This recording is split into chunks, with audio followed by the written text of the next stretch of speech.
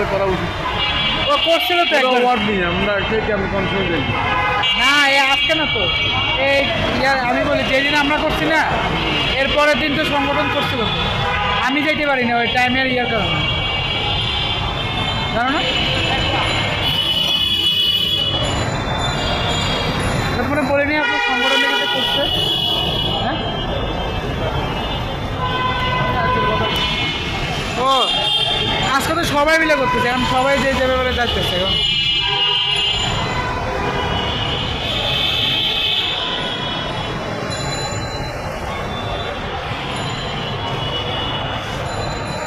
কি খালি যাক কি